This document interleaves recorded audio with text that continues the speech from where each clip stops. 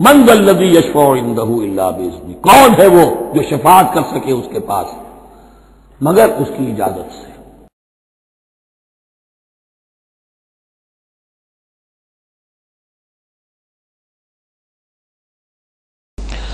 یا ایھا الذین آمنوا اتقوا اللہ وابتغوا الیہ الوسیلۃ وجاہدوا فی سبیل اللہ لعلکم تفلحون، اہل ایمان اللہ کا تقوی اختیار کرو اور اس کی جناب میں اس کا قرب تلاش کرو۔ اس لفظ نے بھی کافی لوگوں کو پریشان کیا ہے۔ وسیلے کا لفظ اردو میں آتا ہے تو ذریعے کے معنی میں آتا ہے، وسیلہ ذریعہ، کسی تک پہنچنے کا ذریعہ، سفارش کے لیے کسی کو وسیلہ بنا لیا، کسی کو ذریعہ بنا لیا۔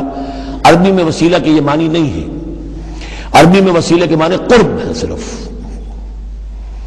بدقسمتی سے بعض تو الفاظ ایسے ہیں کہ جو عربی میں ان کا مفہوم بالکل کچھ اور ہے، اردو میں کچھ اور ہے۔ بعض ایسے ہیں کہ کچھ تھوڑا تھوڑا فرق ہے، جیسے ذلیل کا لفظ ہے، عربی میں اس کے معنی ہے صرف کمزور، اردو میں اس کے معنی ہے کمینے کے۔ زمین و آسمان کا فرق آ گیا۔ جیسے کہ ہم پڑھ آئے ہیں وَلَقَدْ نَصَرَكُمُ اللَّهُ بِبَدْرٍ وَأَنْتُمْ أَذِلَّةٌ، اے مسلمانوں یاد کرو اللہ نے تمہاری مدد کی تھی بدر میں جبکہ تم بہت کمزور تھے۔ اب اگر وہاں ذلیل کا ترجمہ اردو والا کر دیا جائے تو پھر ہمارے ایمان کے لالے پڑ جائیں گے۔ اسی طریقے سے عربی میں جہل کے معنی جو ہے وہ جذباتی ہونا ہے، ان پڑھ ہونا نہیں۔ پڑھے لکھے جاہل ہو سکتے ہیں، جذباتی ہیں، اکھنڈ ہیں، اکھڑ مزاج کے لوگ ہیں، وہ غیر عالم کو جاہل نہیں کہتے، لیکن اردو میں جاہل کہتے ہیں جو ان پڑھ ہو۔ اسی طریقے سے یہ لفظ وسیلہ ہے، اس کا جو اصل مفہوم ہے قرب۔ اہل ایمان اللہ کا تقوی اختیار کرو، نمبر ایک۔ وابتغوا الیہ الوسیلہ، نہیں آگے بڑھو، اس کا قرب تلاش کرو، تقرب، اس سے نزدیک ہو جاؤ، قریب سے قریب ہو جاؤ۔ لیکن اس تقرب کا ذریعہ کیا ہوگا؟ وجاہدوا فی سبیلہ لعلکم تفلحون، اس کی راہ میں جہاد کرو تاکہ تم فلاح پاؤ۔ وَيَعْبُدُونَ مِن دُونِ اللَّهِ مَا لَا يَضُرُّهُمْ وَلَا يَنفَعُهُمْ، اور یہ لوگ پوجتے ہیں، پرستش کرتے ہیں اللہ کے سوا ایسی چیزوں کی کہ جو نہ انہیں کوئی نقصان پہنچا سکتی ہے نہ نفع پہنچا سکتی ہے۔ وَيَقُولُونَ هَؤُلَاءِ شُفَعَاؤُنَا عِندَ اللَّهِ، اب یہ آ گیا ان کا عقیدہ کہ وہ جو اہل مکہ تھے، اہل عرب تھے، وہ یہ نہیں کہتے تھے کہ یہ ہمارے بت جو ہیں یہ کریٹرز آف دی یونیورس ہیں، کائنات کے پیدا کرنے والے نہیں، کائنات اللہ نے بنائی ہے، مدبر بھی وہی ہے۔ ہاں یہ جو ہے ہمارے بت، ہم نے جن دیویوں دیوتاؤں کے نام پر یہ تراش رکھے ہیں، یہ لاڈلے ہیں اللہ کے، چہیتے ہیں، یہ یا اولیاء اللہ ہیں بڑے اونچے مقربین بارگاہ ہیں، یا یہ ہے کہ اللہ کی بیٹیاں ہیں، تو یہ ہماری سفارش کریں گی اللہ کے۔ ہؤلاء شفعاؤنا عند اللہ، وہ ہمارے شفعاء ہیں، سفارشی ہیں اللہ کے ہاں۔ قل اتنبئون اللہ بما لا يعلم في السماوات ولا في الارض، کہیے کیا تم اللہ کو بتانا چاہتے ہو وہ شے جو وہ نہیں جانتا آسمانوں اور زمین میں؟ یہ وہی بات ہے جو آیت الکرسی میں بیان کر چکا ہوں کہ یہ شفاعت ہوگی کیسے۔ یعلم ما بین ایدیہم وما خلفہم ولا یحیطون بشیء من علمہ الا بما شاء، آخر کو گواہ کوئی سفارش کیا کہے گا سفارشی کھڑے ہو کر کہ اللہ تجھے معلوم نہیں یہ آدمی، میں جانتا ہوں یہ اچھا آدمی ہے، یہ ٹھیک آدمی ہے، تو نہیں جانتا میں جانتا ہوں، کوئی کہہ سکتا ہے؟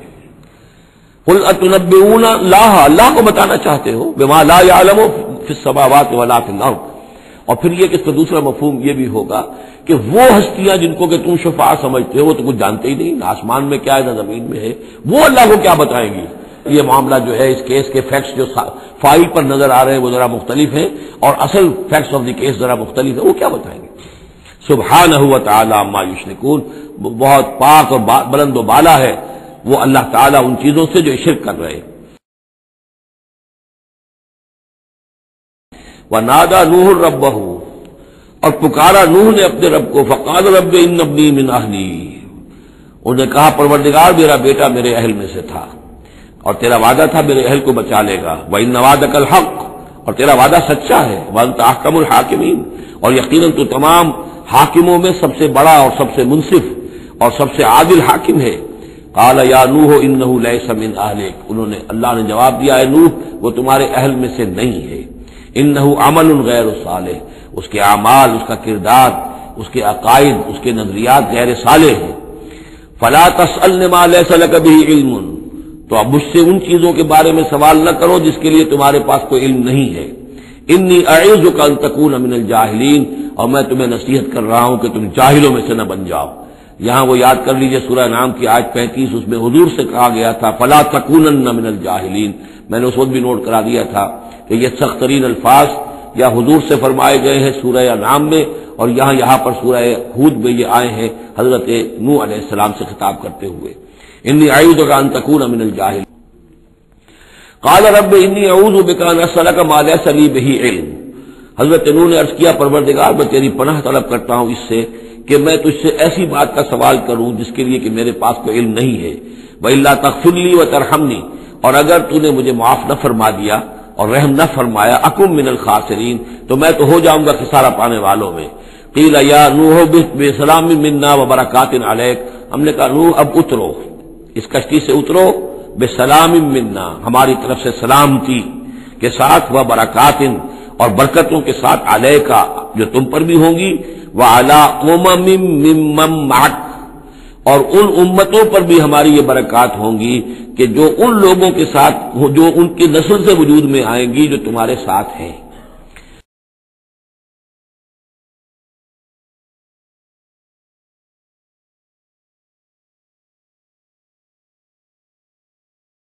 اولئک الذین یدعون، وہ ہستیاں جنہیں یہ پکار رہے ہیں. پکارنے والوں میں دیکھیے کہ پکارنے میں ایک تو ایسے بھی تھے خیالی ہستیاں جن کا کوئی وجود ہی نہیں، من گھڑت، لیکن پکارے جانے والے انبیاء، اولیاء اللہ یا فرشتے یہ بھی تو ہو سکتے ہیں نا. لیکن اس عالم امر میں، اس عالم غیب میں ان کا حال کیا ہے جنہیں یہ پکار رہے ہیں؟ ہم کئی دفعہ دیکھا ہے انہیں پتہ بھی نہیں کہ یہ ہمیں پکار رہے ہیں. قیامت کے دن وہ تو انکار کریں گے. ہمیں کوئی معلوم نہیں تھا کہ تم نے ہمارے ساتھ یہ گستاخیاں کی ہیں اور ہمیں شرمندگی کا سامان بن گئے ہو کہ اللہ تعالیٰ کے سامنے ہماری شرمندگی ہے کہ اللہ تعالیٰ کے ہاں پیش ہو رہے ہیں کہ ہمیں مد مقابل بنایا گیا اللہ کا. لہذا اولئک الذین یدعون یبتغون الی ربہم الوسیلۃ، اس عالم غیب میں وہ تو خود اللہ کے اپنے رب کے تقرب کے متلاشی ہیں. یہ وسیلہ کا لفظ آ چکا ہے اس سے پہلے. یبتغون الی ربہم الوسیلۃ ایہم اقرب، یعنی اس عالم امر میں بھی درجات ہیں، فرشتے ہیں، طبقہ اسفل کے فرشتے ہیں، پھر درجہ اعلیٰ کے فرشتے ہیں، پھر مقربین بارگاہ ہیں، پھر وہ جو ہے ملائے اعلیٰ جس کو کہا جاتا ہے، ملائکہ مقربین ہیں. تو ان کے اندر بھی ایک درجہ بندی ہے، اور وہ اس عالم کے اندر بھی جیسے یہاں اللہ کے بندے تقرب اللہ کی کوشش کر رہے ہیں، وہاں پر وہ بھی اس عالم کے اندر. بس فرق تو یہی ہے کہ وہ ہماری نگاہوں سے اوجھل ہے. یبتغون الی ربہم الوسیلۃ ایہم اقرب، چاہتے ہیں کہ اور آگے بڑھیں اور قرب ہو جائے، ایک دوسرے سے آگے نکل جائیں. وَيَرْجُونَ رَحْمَتَهُ، اور اس کی رحمت کے امیدوار ہیں. وَيَخَافُونَ عَذَابَهُ، اور اس کے عذاب سے ڈرتے رہتے ہیں. ان عذاب ربک کان محذورا، واقعہ یہ ہے کہ آپ کے رب کا عذاب جو ہے واقعتاً ایسی شے ہے جس سے ڈرتے رہنا چاہیے.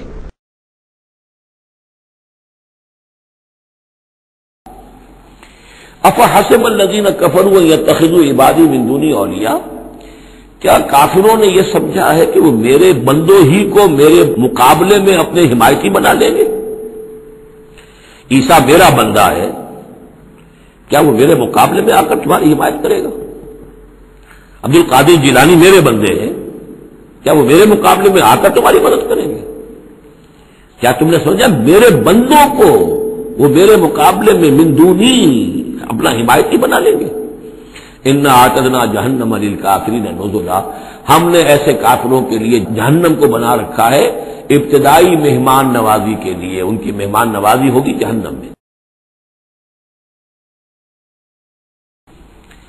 واتخذوا من دون اللہ آلہۃ، انہوں نے اللہ کے سوا کچھ اختیار کر لیے ہیں اپنے معبود، لیکونوا لہم عزا، تاکہ وہ ان کے مددگار بنے، ان کے لیے سہارا بنے، پشت پناہ بنے، اللہ کے ہاں انہیں کچھ چھڑا سکے عذاب سے. کلا، ہرگز نہیں. سیکفرون بعبادتہم، وہ تو ان کی عبادت کا انکار کریں گے، جیسا کہ پہلے بھی آ چکا ہے. وہ فرشتے ہوں، اولیاء اللہ ہوں، انبیاء ہوں، حضرت عیسیٰ ہوں، شیخ عبد القادر جیلانی ہو، کوئی بھی ہو، ان کا تو مانگو تو کفر کر دے گا. تم کیا کہہ رہے ہو؟ ہمیں تو معلوم بھی نہیں تھا کہ تم ہم سے دعائیں کرتے رہے اور ہمیں سمجھتے رہے کہ ہم تمہیں چھڑا لیں گے. سیکفرون بعبادتہم، وہ انکار کریں گے ان کی عبادت کا. وَيَكُونُونَ عَلَيْهِمْ ضِدًّا، اور وہاں ان کے مخالف ہوں گے، انہیں وہاں پر پروسیکیوٹ کروائیں گے. الا للہ الدین الخالص، آگاہ ہو جاؤ، اللہ کے ہاں قبول ہے صرف وہ اطاعت جو خالص ہو. کچھ آدھی اللہ کی آدھی کسی اور کی دفع کرو، وہ آدھی یہ بھی اسی کو دے دو. اللہ بہت غیور ہے، وہ قبول نہیں کرتا. میرا بننا ہے تو پورے میرے بنو. یا ایھا الذین آمنوا ادخلوا فی السلم کافہ، اسلام میں داخل ہونا پورے پہ پورے آنا پڑے گا. اور اگر تم نے یہ کیا افتؤمنون ببعض الکتاب وتکفرون ببعض، ہماری کتاب کے ایک حصوں کو مانا، ہماری شریعت کے بعض احکام کو مانا اور بعض کو ٹھکرا دیا، پاؤں تلے رون دیا. فما جزاء من يفعل ذلك منكم الا خزي في الحياة الدنيا ويوم القيامة يردون الى اشد العذاب. تو جو لوگ یہ طرز عمل اختیار کریں گے ان کی سزا اس کے سوا کچھ نہیں کہ دنیا کی زندگی میں ذلیل و خوار کر دیے جائیں اور قیامت کے دن شدید ترین عذاب میں جھونک دیے جائیں. تو دنیا کی رسوائی تو ہمارے سامنے ہمارے ماتھے پر لکھی ہوئی ہے. 150 کروڑ یا 130 کروڑ دنیا میں ہوتے ہوئے عزت نام کی کوئی شے ہمارے پاس نہیں. جو بھی بین الاقوامی معاملات ہیں ان میں کوئی ہم سے کوئی رائے لیتا ہی نہیں. الا للہ الدین الخالص، آگاہ ہو جاؤ کہ اللہ کے ہاں مقبول اگر ہوگا تو دین خالص. والذین اتخذوا من دونہ اولیاء، اور وہ لوگ جنہوں نے اللہ کے سوا کچھ اور کو اولیاء بنایا ہوا ہے. ما نعبدهم الا لیقربونا الی اللہ زلفیٰ، کہتے ہیں ہم نہیں ان کو نہیں پوچھتے، ہم تو اصل میں اللہ ہی کو پوچھتے ہیں. ان کو صرف اس لیے پوچھتے ہیں کہ یہ ہمیں اللہ سے قریب کر دیں گے، یہ ہمارے یہ وسیلے ہیں، ان کے ذریعے سے ہم اللہ کے قریب ہو جائیں گے، اس لیے پوچھتے ہیں. ان اللہ یحکم بینہم فیما ھم فیہ یختلفون، یقیناً اللہ تعالیٰ فیصلہ کر دے گا ان کے مابین ان تمام چیزوں میں جن میں یہ اختلاف کر رہے ہیں. ان اللہ لا یہدی من ھو کاذب کفار، اللہ تعالیٰ ہرگز ہدایت نہیں دیتا ان کو جو جھوٹے ہوں اور ناشکرے ہوں، کفار. ہم اتخذوا من دون اللہ شفعاء، کیا انہوں نے اللہ کے سوا کچھ شفیع گھر لیے اپنے لیے، اختیار کر لیے جو ان کے سفارشی ہوں گے. قل اولو کانوا لا یملکون شیئا، ان سے کہیے کہ بھلا اگر انہیں کوئی اختیار ہی نہ ہو سرے سے، ولا یعقلون، اور انہیں کوئی نہ اس کی سمجھ ہو. قل للہ الشفاعۃ جمیعا، کہہ دیجئے شفاعت کل کی کل اللہ کے اختیار میں ہے. یعنی شفاعت اگر ہے بھی تو باذن رب ہے، اللہ کی اجازت سے ہے. پھر یہ کہ اللہ شفاعت قبول کرے نہ کرے اس کا اختیار اس کا ہے. کسی کی دھوس نہیں ہے، کسی کا زور نہیں ہے کہ وہ اللہ سے اپنی بات منوا لے. لہ ملک السماوات والارض، آسمان اور زمین کی بادشاہی اسی کے لیے ہے. ثم الیہ ترجعون، پھر تم اسی کی طرف لوٹا دیے جاؤ گے.